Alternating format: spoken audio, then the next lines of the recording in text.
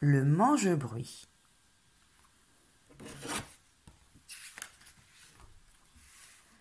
Il était une fois une cité HLM où les grandes personnes ne supportaient pas les bruits des enfants.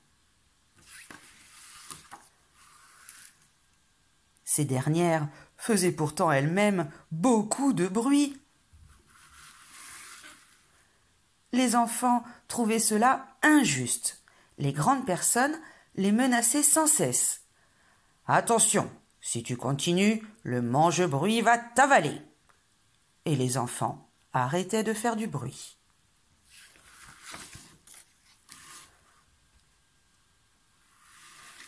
Un jour, petit Jérôme en eut par-dessus la tête de se tenir tranquille. Il décida d'organiser une fête d'enfer sur le parking du supermarché. Il prit sa guitare et se mit à chanter « Zombala zombala zom ha ha !»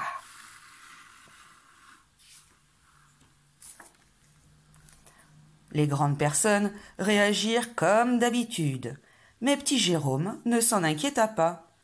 Alors un homme prit son téléphone et hurla « Allô, le mange-bruit, j'ai quelqu'un pour toi !» Le mange-bruit accourut de la forêt voisine et avala petit Jérôme.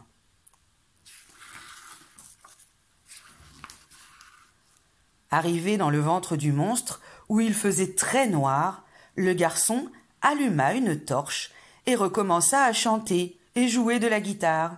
Zombala zombala zom ha ha. L'estomac un peu lourd, le mange-bruit vit une légère fumée s'échapper de ses narines et ses oreilles se mirent à bourdonner. Dans la cité, les grandes personnes, enfin tranquilles, eurent envie de se débarrasser des enfants une fois pour toutes. Elles appelèrent sans arrêt le mange-bruit. Stéphanie rit aux éclats en jouant au chat perché. Le mange-bruit l'avala. Christophe fit une bise qui claque à son ours en peluche. Le mange-bruit l'avala. Adeline, championne de football, hurla de joie après avoir marqué un but. Le mange-bruit l'avala. Il avala ainsi un enfant, 10 enfants, 100 enfants. Or, à chaque nouvelle victime, l'estomac un peu plus lourd, le bourdonnement dans les oreilles un peu plus fort, le mange-bruit voyait ses narines fumer davantage. Rien d'étonnant à cela. Petit Jérôme accueillait les enfants avalés, leur fournissait une torche pour s'éclairer dans ce ventre si noir et organisait en leur honneur une fête d'enfer chaque fois plus terrible. Zombala zombala zom ha ha.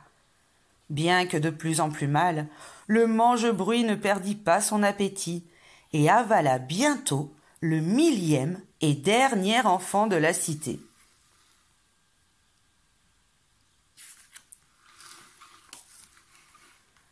Les grandes personnes purent alors savourer la paix tant désirée. Pourtant, au bout de quelques jours, elles s'aperçurent qu'un rire d'enfant était reposant, qu'un chant d'enfant était agréable, qu'un cri d'enfant était beau.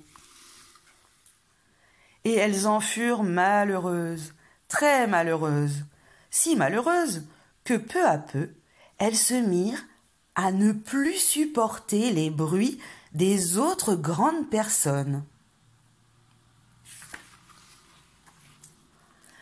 Aussi, lorsque l'une d'entre elles entendait le bruit d'un voisin, elle entrait dans une colère noire, prenait son téléphone et hurlait « Allô, le mange-bruit, j'ai quelqu'un pour toi !»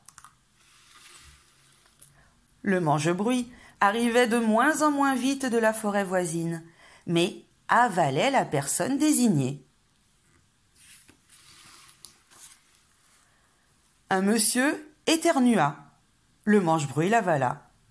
Une dame se fâcha après son chat, qui venait de lui voler une côtelette de porc sur la table. Le mange-bruit l'avala. Un monsieur cria de douleur en laissant tomber un marteau sur ses pieds. Le manche-bruit l'avala. Il avala ainsi une grande personne, 10 grandes personnes, 100 grandes personnes.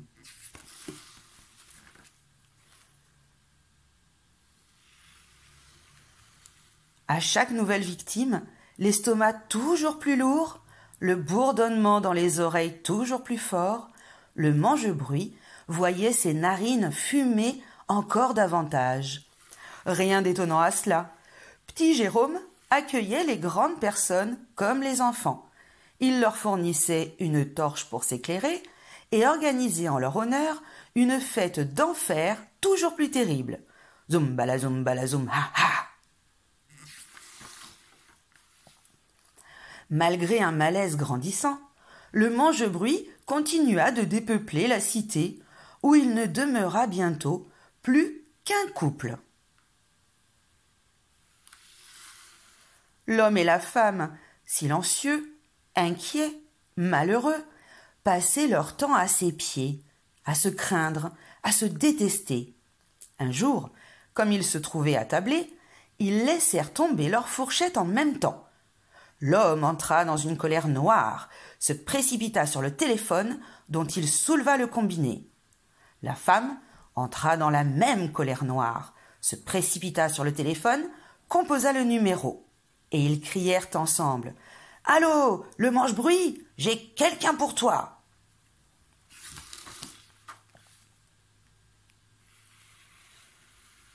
Le mange-bruit, estomac si lourd, oreilles si bourdonnantes et narines si fumantes, arriva tant bien que mal de la forêt voisine. « Mange-la !» glapit l'homme. « Mange-le !» glapit la femme. Le mange-bruit saisit l'une de la patte droite, l'autre de la patte gauche, et les avala.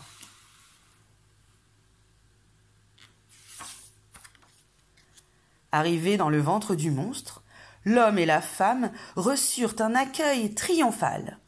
La fête que petit Jérôme organisa en leur honneur fut si terrible, zoum bala zoum, ha ha, que l'estomac du mange-bruit devint lourd, lourd, lourd.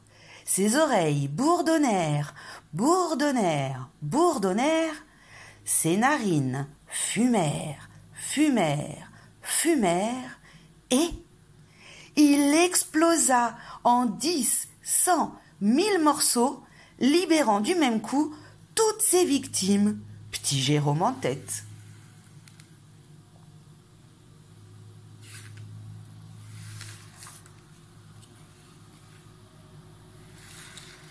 Depuis, les grandes personnes de la cité HLM aiment les bruits des enfants.